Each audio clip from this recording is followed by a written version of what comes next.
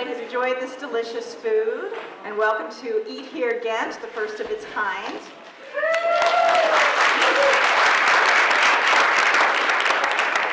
So, for those of you who don't know me, I'm Cody Zan, proud Ghent resident, and a farmer or a food producer, but a very enthusiastic eater at the bounty of Ghent farms. And I've just been invited to give a little bit of background, and then I'm going to be introducing our main speakers, who are our wonderful food producers. So this whole project starts with the Good Works Institute, which is a not-for-profit that was founded in 2015.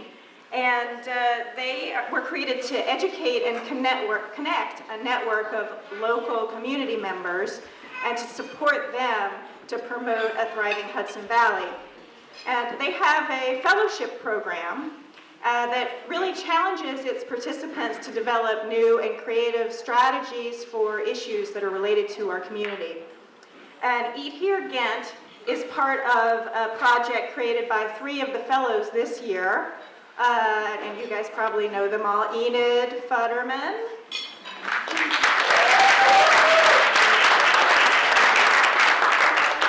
Lisa Dudley. She took her name, I think.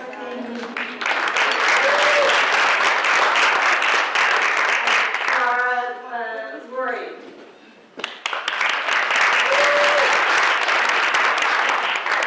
So they chose Ghent for the first event because obviously Ghent is the best town in the Hudson Valley.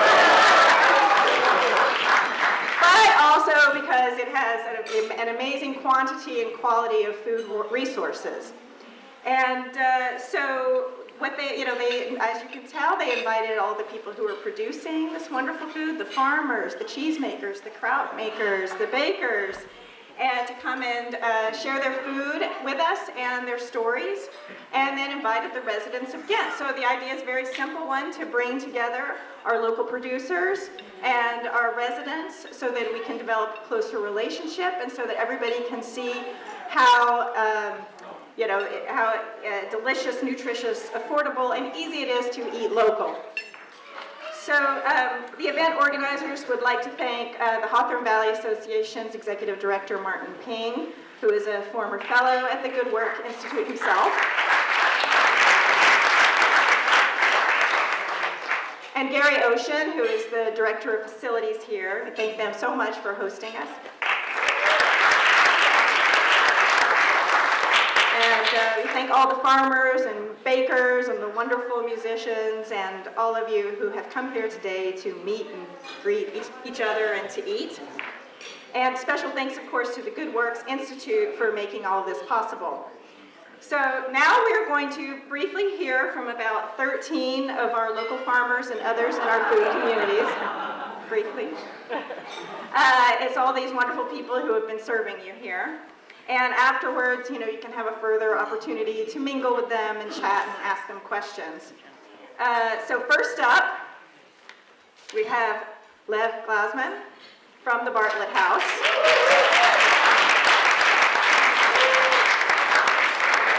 And you've all just experienced Lev's wonderful sourdough bread and baguettes and some other yummies that were over there at the table. And I'm sure that most, if not all of you, know the Bartlett House right there on 66 in that beautiful historic hotel that was operating as a hotel from 1870 to the mid-1900s. And now they have their utterly stunning cafe, their research kitchen, and then very soon I'm very excited about their when they start doing cooking classes. So, Lev, take it away. I'm going to set the timer. Yes. Well, hello everybody. With me, you do have to set a timer because I like, storytelling.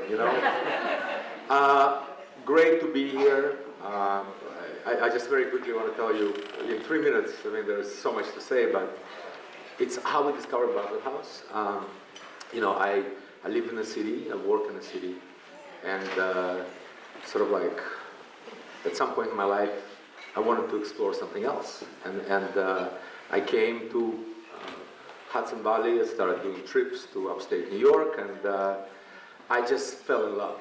I completely fell in love with the beauty, created contacts and connections with people here. And then all of a sudden my life became half and half in the city, half here. Right now I feel like I wanted to be all the time here because when I leave, I always miss it. And I remember we started the project in Hudson, our first project. We're building a hotel in there, and I was driving back and forth on Route 66, and one of those days I saw this building standing there, and the building was beautiful, stunning, and it looked abandoned. And I remember I stopped the car, I went into the porch, I stood on the porch, and I always trust, I was born in Russia, so I believe in instincts, and I believe in, whatever meant to happen should happen. My heart was beating so strong. I feel something is going on here.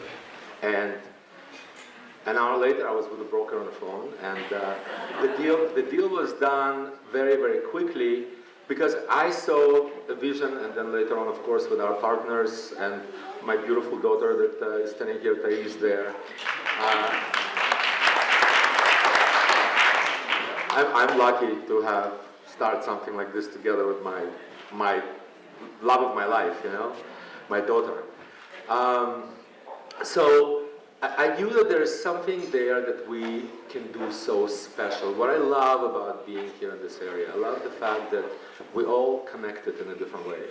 And I love the fact that we could create a business that actually can somehow impact the local community and have the place for people who live here to come and really enjoy that place. Because we strongly believe that nothing is lost, everything is transformed. This building is so special, it's so beautiful. People were warning me, oh my God, there are ghosts in there.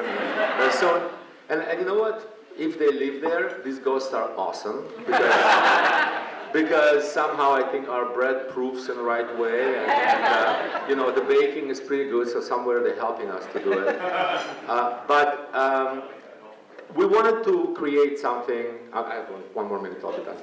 We wanted to create something that everybody can enjoy. Food that is approachable, that is real, something that you want to eat every day.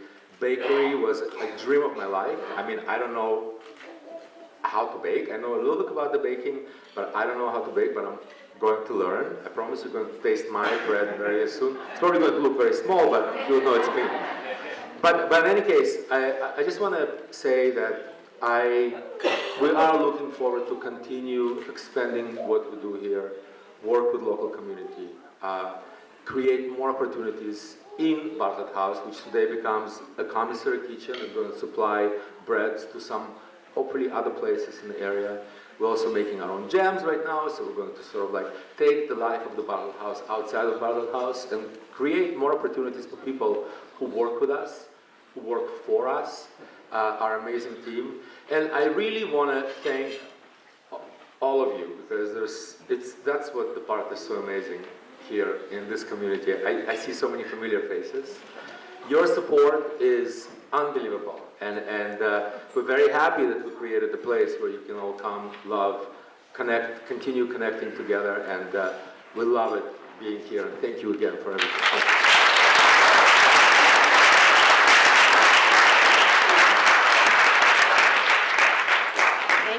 Amazing, his timing, amazing. Next up, we have Chip Cepinelli from Gray's and Angus. And Chip made those unbelievable meatballs that you all just ate, and he is the owner of the diner that's in Hudson and lives and works on the farm. He's going to tell you all about that, and it's a sustainable 500-acre farm with Angus, animal welfare approved. So, Chip, take it away. My in-laws started Gray's and Angus Acres 12 or 13 years ago. It started about 300 acres. They're up to almost 500 now. Started with a certified Black Angus herd, only on grass, and let them live nice and long, good 3 years plus. And since then, so much has changed. We have a pork operation on the farm. We have 1,500 egg layers on the farm. We had a micro dairy for a little while. And then we opened the restaurant. The restaurant's mission is to have everything be from all the meat sourced from our farm, and then some of the other ones from local farms around here, and all the produce to also be organic, local, as much as possible. It's great to do events like this because you run into other farmers and talk about the upcoming season and spread the word about what we're doing. Our newest venture also is happening here in Ghent, which is pretty cool. Grazing spirits. So we are starting a distillery, and we just sold our first couple cases down at the farmers market in New York City. But we can, check us out. Check out the website for that, using as much locally grown organic grains as possible. So we try to do everything to keep the environment in mind with how we do things. It's why we're partners with Hawthorne Valley. Everyone here is familiar with Hawthorne Valley. The bread that you ate the meatballs on was from Hawthorne Valley. So thank you guys for enjoying and come check us out, and have a great night.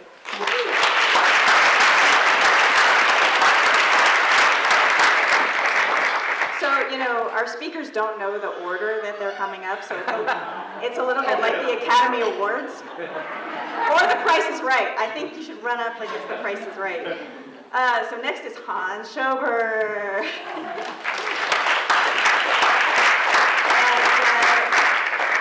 Hans, he didn't know this in advance either, but I got a little information from his son, so he thinks I don't know. So he graduated from Cornell in 1967. He's been farming ever since. Farm is about 500 acres, and up until about 8 years ago, your son is correct, he milked 80 to 90 dairy cows twice a day.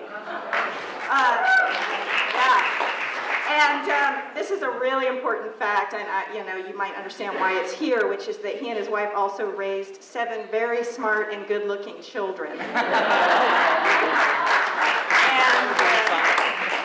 And Hans also, it must be noted, served on the Taconic Hill School Board for over 20 years. Yeah. So, a really Thank you very much. Yes, in 2010 I sold the dairy.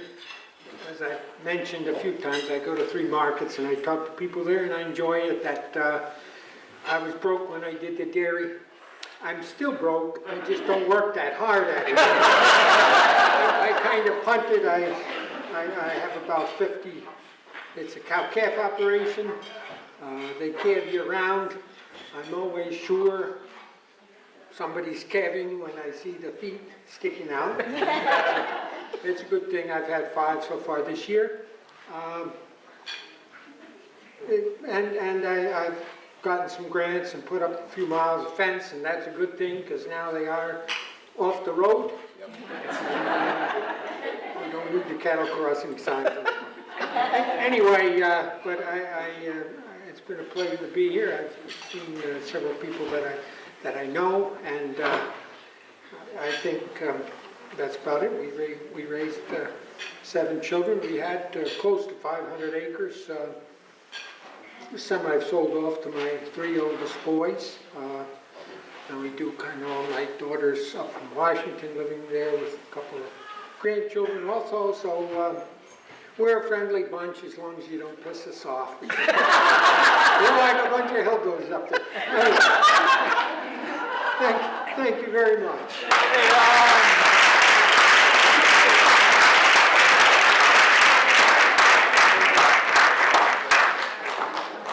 Next up we have Lucy Preston from Hawthorne Valley Farm, the farm store and the CSA. Lucy, there we go, okay. It hardly needs introduction, here we are, but the Hawthorne Valley Farm was established in 1972. It's a 900-acre Demeter certified biodynamic farm, USDA certified organic and animal welfare approved. So, and I have a list of foods here, but you guys all just ate it, so I think you figured that out. They also have so many programs, as we all know, the Waldorf School, farm and farmer training, children's programming and camps, the Farmscape ecology program. The list truly goes on, so I will turn it over to Lucy.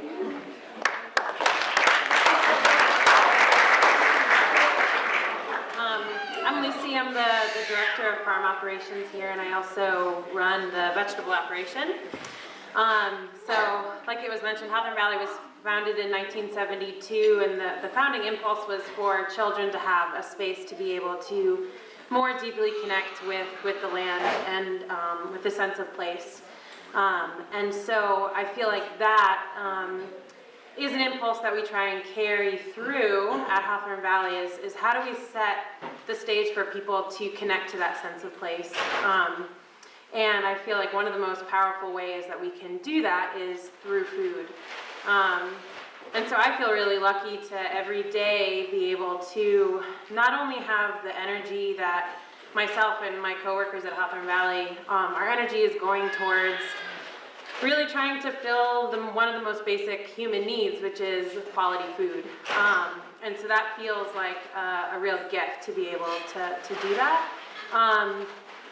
But also I think we're always asking ourselves, how can we connect with this place that is so special in a deeper way? You know, we're a biodynamic farm, and so the idea of a whole farm organism, or the farm kind of as a being all its own, is something that we carry into the work that we do. And the way that I relate to that is, you know, getting to know a piece of land over many seasons, over many years, is a really special relationship. That's very similar to getting to know a person, you know, just as you know, the first thing you do when you meet a person is you get to know their name. Well, when you're getting to know the land, you're learning the names of the trees that are out in the forest, the grasses that are in the pasture, all the different animals and living beings and non-living beings that share this space with you, and seeing how that land reacts through the seasons and through the years amidst all these different variables, especially now as you know, climate change is a really real thing. You know, just as you learn how a person reacts in a certain situation. So building that relationship over time is a really special thing to be able to do. And that, you know, that relationship with the land is then translated into the food that we raise for all of you. And so I hope that kind of potency of and deep relationship with the land is carried through in what we're able to share with all of you. So thank you for coming.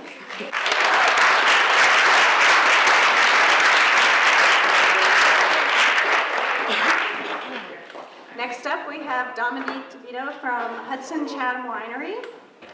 And you guys, some of you were having their estate red and their estate white.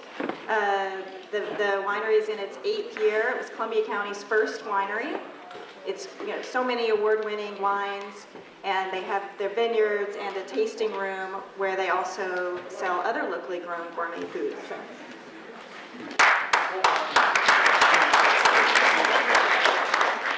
Hi everyone, and so yeah, I'm from Hudson Chatham Winery, and we actually opened the winery in 2007. We are transplants to this area, like many others. We came up from New Jersey, and we were looking for a place in the Hudson Valley, and we had heard a lot about Hudson, so we were looking a lot, and we found a piece of property that was the former Briskley Farm, dairy farm that was quite infamous in its time. Asher cows, Ralph Cooley had relations with the Queen of England with his Asher cows, so we have a very special relationship to our piece of property as well. It was once a 500-acre dairy farm, so we have 14 acres there. We love the spot. We were the first winery in Columbia County, and we landed in Ghent. There are now 14 craft beverage businesses in Columbia County alone, so we're happy to say that we were one of the first. Making wine is farming, it really is. So we planted 1,000 vines in 2006. We really didn't know too much about what we were doing, but we jumped in. We planted French American hybrids because they survive. We get late frosts, and that tends to kill off vinifera. So hybrids, you have secondary and tertiary buds. So that was important to us to be able to have something that would live and grow. So we were pretty pleased with how things went. Our vineyard is now expanded. We probably have about 3,000 vines. We are growing all hybrids. I'm very proud to say that I have the two estate-grown wines here, the Seyval Blanc and the Estate Baco Noir. We actually have several other estate-grown wines. So, they grow in Ghent. And one of our estate-grown wines is on the wine list at the Culinary Institute of America, so we're super proud of that. We have our winery right there on Route 66. You can come up, you can take a look at the vines. We don't really do tours because we're so small, but we have our tasting room is there. From the beginning, we've been really proud of finding other local producers that we could work with. So we sell local cheeses, we sell Hawthorne Valley cheeses. We sell made in Ghent cookies and crackers. We do maple syrup from local producers. We try to do as much local stuff as possible, definitely in New York State. We've always wanted to do that from the beginning, so that's part of our vision. We're proud to be in Ghent. So.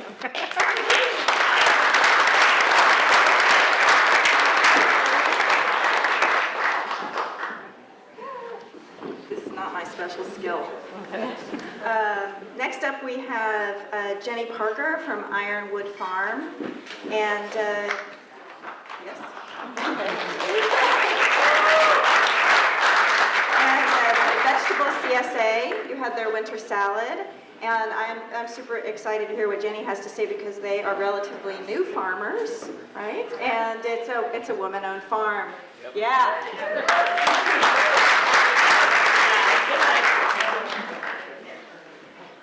Hi. I didn't actually remember that I was going to be speaking. So. Neither did I. It's fine. Yeah, we're a collaboration of three women farmers. We met while working at Little Seed Gardens, which is in Chatham. We all worked there for a couple of years and managed in different capacities and decided that we wanted to grow our own farm here in this community. So we found land with Dave and Joanna Tipple, who are on 9 and wonderful people, wonderful landowners. So we rent from them, and we farm about 10 acres, and we're committed to certified organic growing, and also we use the principles of holistic management to kind of guide our practice as growers. And we have a small crew, usually it's about 5 people total, and we are relatively new. Yeah, we're going into our 5th year this season. It's just like gone by so quickly. But one cool thing that we do is winter growing. So we did the salad at this dinner, and we've been doing winter greens since we started actually. And we have about 3 field houses and a greenhouse, and we grow pea shoots and spinach and quinoa, all kinds of winter greens. We just finished our winter CSA this week, which it was super fun. Because it's always a bit of an experiment, and this year was especially intense with just shifts in like warming and severe cold. So. Yeah, it's always exciting. And we do summer CSA down in Westchester and locally. So if you're looking for a vegetable CSA, you should look us up online. You can sign up online. It's ironwood.farm. And we also sell at the Rhinebeck Farmers Market. And our story is pretty cool if you want to learn a little bit more. It's all on our website. We collaborated with a lot of different amazing organizations in the Hudson Valley to start the farm. And I think that's one really special thing about this area, and one thing we're really happy about being in this community. It's just such a vibrant space for young farmers to grow. So, yeah.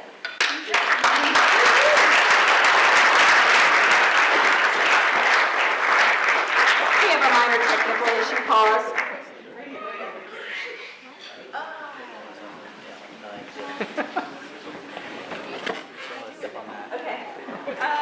Next up, we have Laura Klein from Ketterhook Farm. Ketterhook Farm, they have cows and chickens and the most beautiful sheep and pigs, and it's just obviously one of the most gorgeous spots. And I could actually just hear Laura talk for about 5 hours about just the sheep dogs. The dogs alone are so amazing to me. And They are animal welfare approved and all of that wonderful stuff. And also, if you are not following them on Instagram, then you're making a mistake. Can you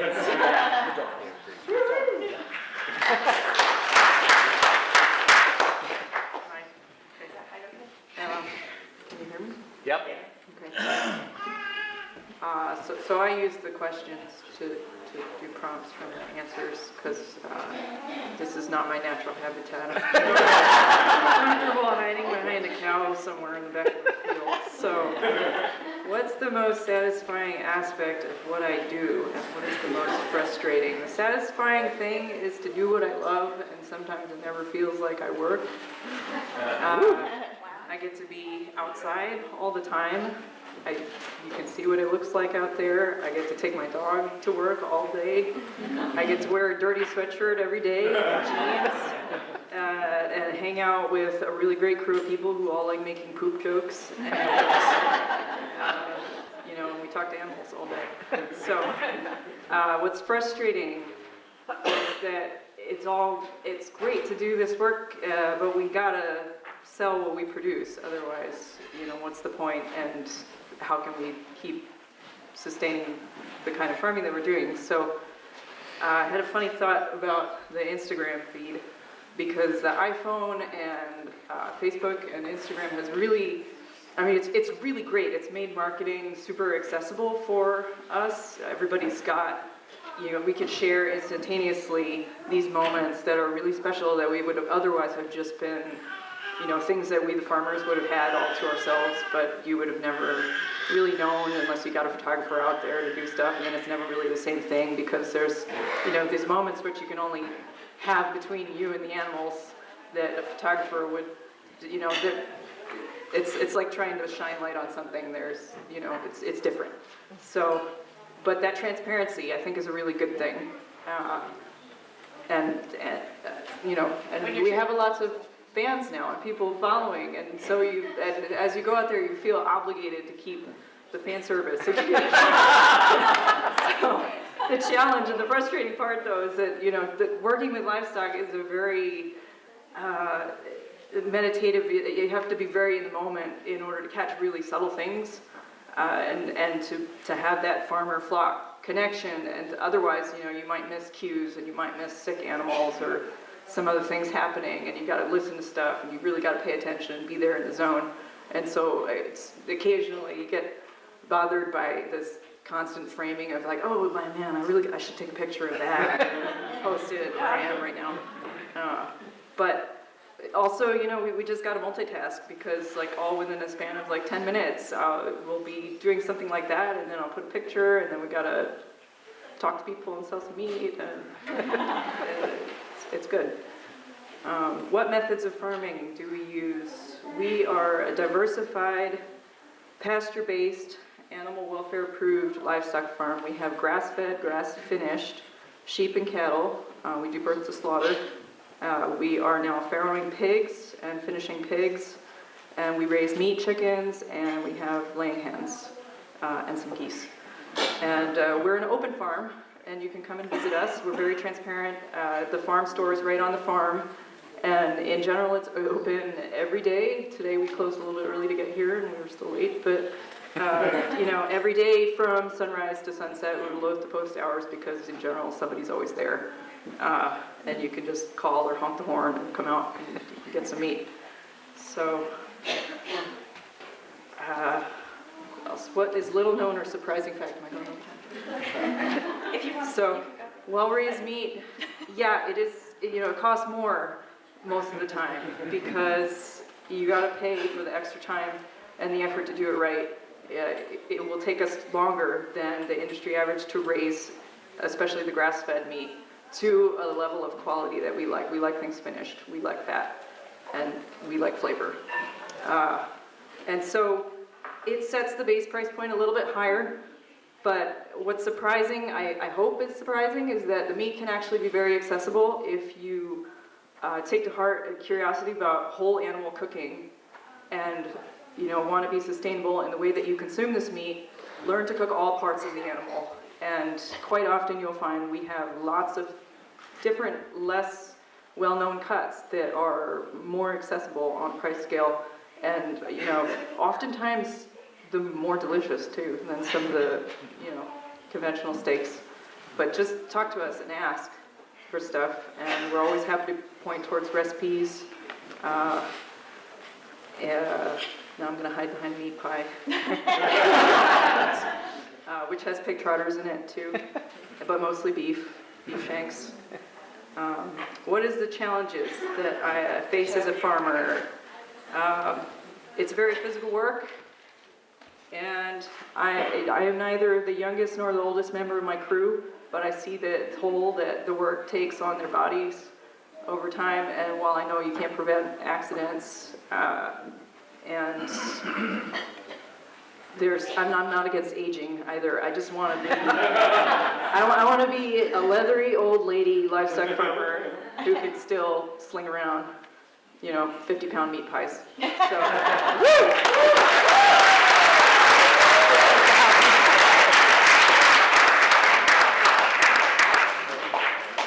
So now we're going to have John Ronsani. Did I say that right?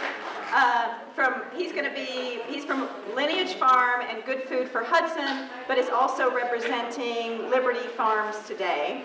So Good Food for Hudson is an amazing organization I actually didn't know about. They raise money to buy CSA shares for needy Hudson families. They get 21 weeks of farm fresh vegetables to 55 families on a free sliding scale basis.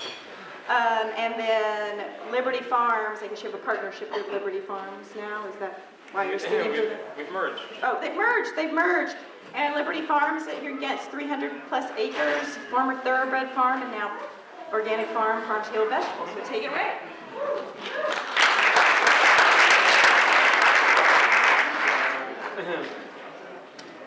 So when I started farming, I got into farming mainly to try to, get back to something I heard about in my grandparents' cooking. Things I'd heard about, these amazing tomatoes. My father was always the, kind of the litmus test for, what tasted like his grandmother's. And I felt like going back to local organic farming was the only way that I could do that. So I started farming in 2006 at Threshold Farm. I spent 5 seasons there, learning from really master farmers, Hugh and Hannah. In 2011, I decided to start my own farm, and that was CSA-based agriculture, using biodynamic principles. And the first pickup we ever had was down in Greenpoint, Brooklyn, and we ended up delivering 4 hours late on the back of a tow truck full of wilted vegetables. So from that point, I only figured anything could get better. So we just stuck with it, and little by little, I keep seeing that farming is not. There's more to it than just growing carrots. I mean, I could talk about carrots all night to you guys, but it's Sunday. I don't want to keep you awake. But really, there's so many things. Raising a family. I've got 2 young sons. Just the growing carrots. It really just seems like a means to an end. I mean, farming has so many impacts on the community, and it's the way I'm farming is going to be leaving the landscape, for my kids. And so I think there's very few vocations that actually have that power, and I'm happy to be a part of it, and look forward to doing it a long time.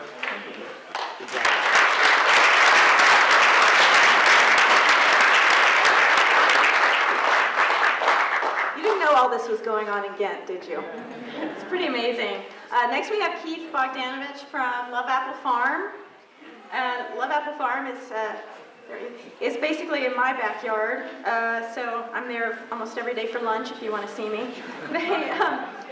It's a farm that's been around for more than 40 years, and there's apple, peach, plum, and cherry, an amazing cafe that has recently been refurbished. If you have not been, you should absolutely go amazing, authentic Mexican food.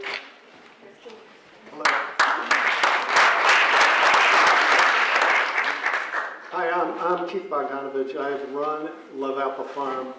I like to joke that I do not own it. It's owned by a gentleman in New York City, Francis Greenberger. And since I don't own it, my hair is just gray. If I did own it, I wouldn't have any. The orchard business it's a tough business. 2 years ago, we had a freeze, so we had no stone fruit. And then last year, we had a really good crop. And, like this week's looking a little iffy because when the weather goes up to 70 and then drops back down to 20, it affects everybody in the room probably. So, but Love Apple's been there a lot of years, and Francis bought it from the Lokins. He was a friend of the Lokins, and they wanted to retire, so he kind of did them a favor. And he wanted to keep it in the community, and, so it didn't get developed or anything like that. So it's a nice family place where you can come and spend the day. We do have the cafe now and the bakery, and we got a little petting zoo. And, it's just a beautiful place. Mostly like in May when everything's in bloom, you got to come check it out. It's not organic, unfortunately. Organic for that size of operation is almost impossible, and most of the orchards in the area are not organic. But we use the IPM method, so we try to spray less, and we spray the least amount possible. We try to stay ahead of things so we don't have problems where we have to spray more. And we also, beyond the stone fruit, we have apricots, we have plums, we have berries, gooseberries, blackberries, raspberries, blueberries. If you haven't been there, you need to come check it out. And thank you.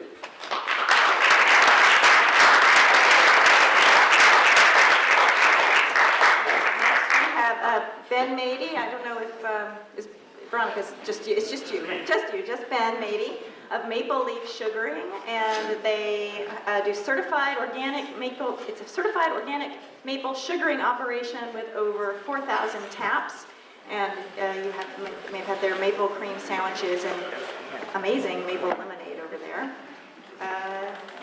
Come on up. Price is right. Good evening, folks. Thanks for showing up and sampling all the good items out here. So, my name is Ben. I grew up in the area. I actually did 12 years here at Hawthorne Valley, and that's where I actually originally fell in love with maple. So, two friends and me and myself, in the mid-'90s, until we graduated, ran about 300 taps here, and so that in the back of my mind was always there. So I went off to college.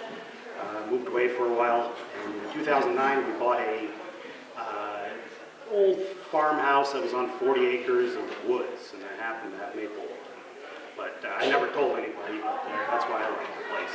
We rebuilt the place, in 2011 moved back in the area, and then decided to start a maple operation. So we ended up building a timber frame with wood harvested off the property, and in 2014 we put the building up barely in time for the 2015 season.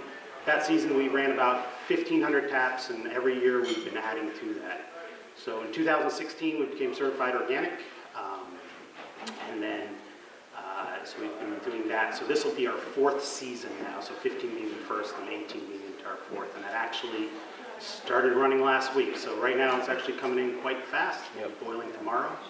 And then as long as we have the freeze-thaw cycle, as long as the temperatures drop below 32 degrees in about a 36-hour period, the sap will be running. That next, just like the orchard folks, we don't particularly like 70-degree weather showing up this early in the season. Come visit us anytime. We have a little self-serve honor system place there during the season. If you want to see the operation steaming away, by all means call us. There are 2 open houses that are actually statewide that happen the March 17th weekend and the following, the 23rd, I believe it is. There are some brochures out front there, so if you go to the Maple, if you want to do a whole Maple weekend, you can go all over the place and check out all the other sugar houses that are on the list.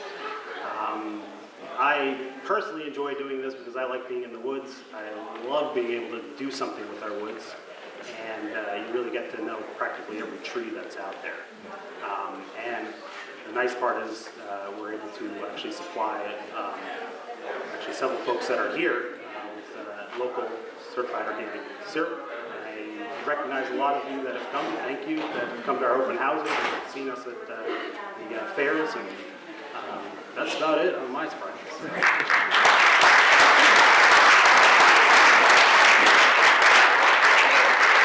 Next we have Robin McKay from Robin's Kitchen View. Come on down.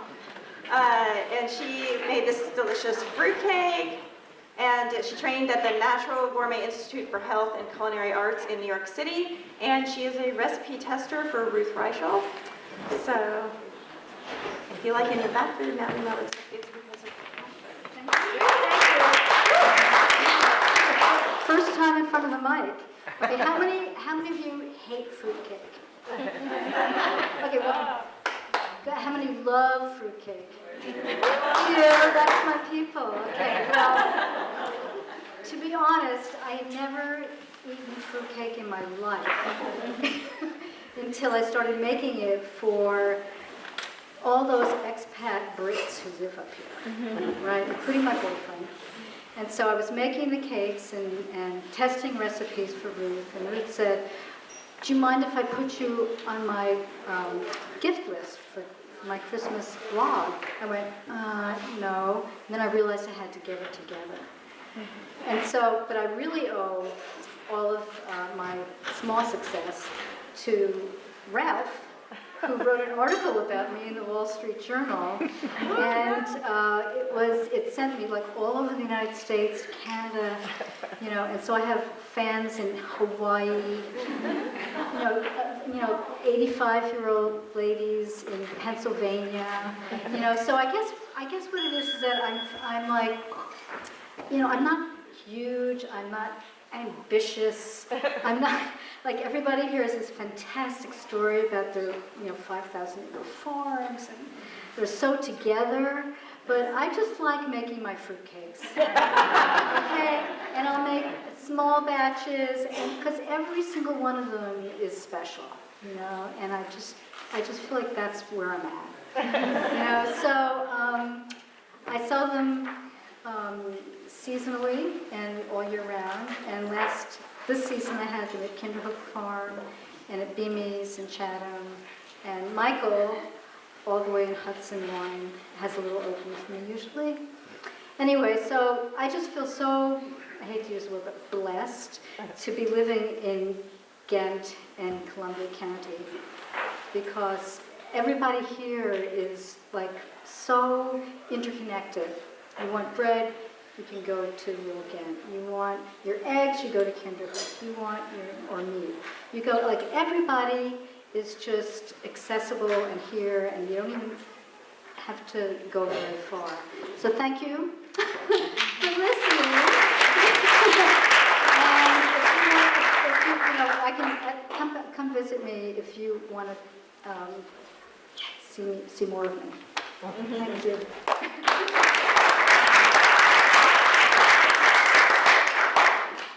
Next up we have Emerson Martin from Woven Stars Farm, and this is another example of the incredible variety of farming that we have going on in this town, because they do lamb, goat, mushrooms, honey, and eggs. The food that we had today was the goat and oyster mushroom bolognese, and also sustainable farming and biodynamic agriculture. I'm going to have to move this mic up. Is that all right? Yeah. Well, thank you for hosting this event. I guess it's not every day where a group of farmers in the same town get together and share their stories, and it's been really nice to hear all the stories and meet new people and see old friends. So I own and operate Woven Stars Farm with my beautiful and brilliant partner, Lizzie Galusha. So she's half of the farm, I'm the other half. Like you said, we have goats and sheep. We run about 23 breeding goats and 23 sheep at the moment. About 100 layer hens. And we're really expanding our mushroom growing operation. We grow oysters primarily. We farm about 15 acres of woods that we're hoping to integrate pigs into eventually, because it's primarily hickory. In conjunction with shiitake logs and stropharia, wood chip patches and everything. We settled on the small ruminants primarily because of our dedication to biodynamics, and we really felt like the animals were an integral part of our farm, and we wanted to have their manure bless the earth and bring life back, and the application of preps, and the name Woven Stars kind of is tribute to that in terms of working with earthly forces, but then also cosmic forces, and recognizing that in farming. And I believe that like all farmers have kind of that spiritual connection, whether they choose to practice biodynamics or not. But we came over to this area primarily because of Hawthorne Valley, and I started studying biodynamics in about 2010, and coming to a few different Hudson Valley biodynamic farmer groups, learning from the great farmers and practitioners that are in our area. So that's a huge component of our daily workings on the farm, and we hope that quality is expressed like in our food. We raise our animals on pasture. We select our animals primarily based on their performance in that system without giving them any supplemental grain, antibiotics, dewormers, and we hope to kind of rewild, in a sense, a lot of the genetics within our herd over the years that are able to live on weeds, essentially, but then also build up the system so that it's sustainable with the number of animals, with the wildlife too. We want to, still hold the space for the deer and the coyotes, and have our farm not be this separation from nature, but work in conjunction with nature, and feed the local community quality food, also for ourselves, but then we really got into farming because of also like quality of life, and we really feel passionate about that. So thank you for holding this space, and good luck in the farm.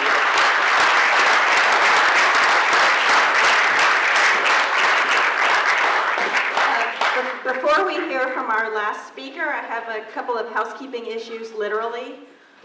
When you leave, please leave your wine glasses on the table. And we'd love to have volunteers for cleanup, so if you can stick around later, that would be great.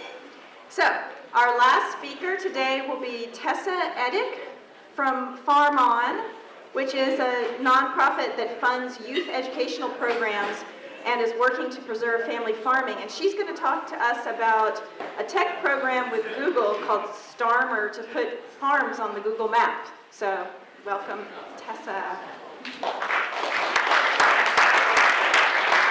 Hello, good evening.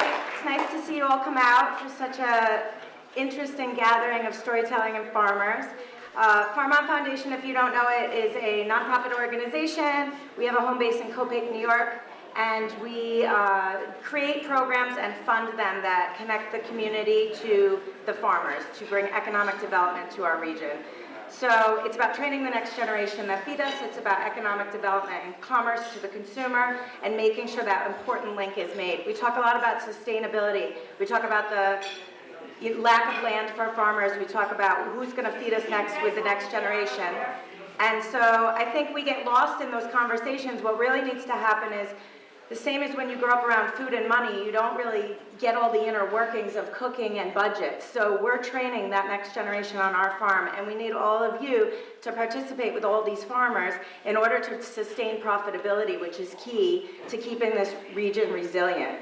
So these farmers work endlessly to feed you, and they definitely need to be connected to you with what they sell through their hours opening, through the storytelling of all these social media feeds, and through availability. Just like you know when the supermarket's open, you can go to your farm, or your farmer can tell you when they're at the market.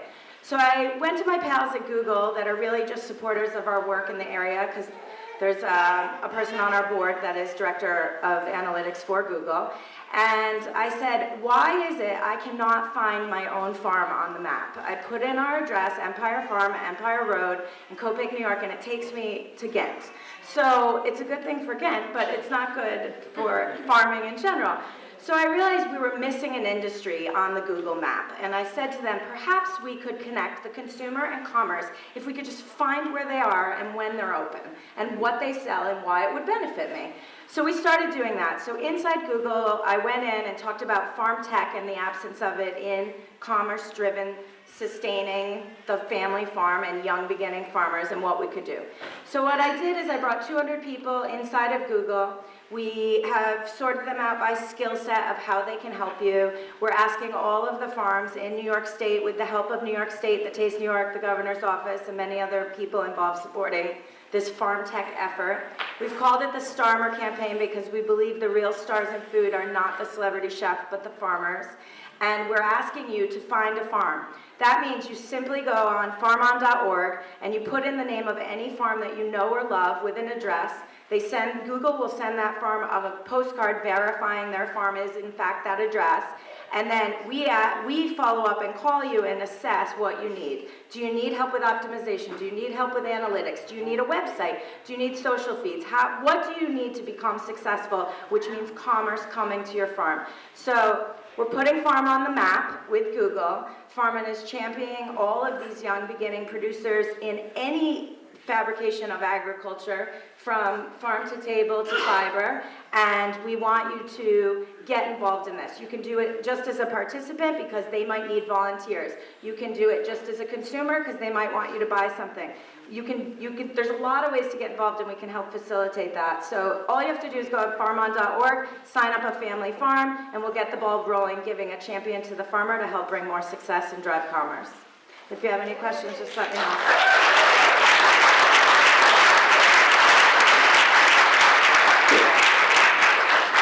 Thank you all so much for coming. That concludes our program. So if you would like to ask any follow-up questions with any of the farmers, and I hope you'll go and visit their farms and see all the beauty that Ghent has to offer. Thank you.